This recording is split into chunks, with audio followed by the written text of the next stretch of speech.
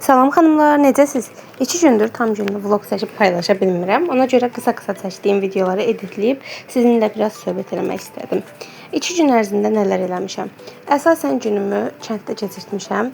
Ona görə kənddən çox videolar çəkib paylaşa bilməmişəm.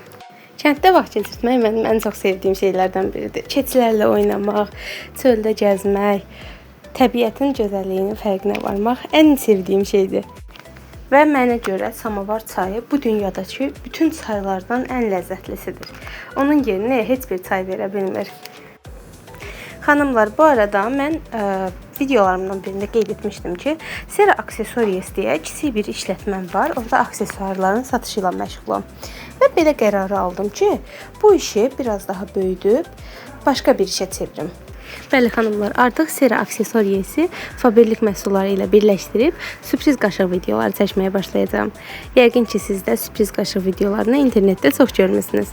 Məndən sürpriz qaşıq sifariş etmək istəyənlər mütləq nömrə ilə əlaqə saxlasınlar. Gələn həftədən artıq sürpriz qaşıqlarımız satışda olacaq. Takib etməyi unutmayın. Hələlik.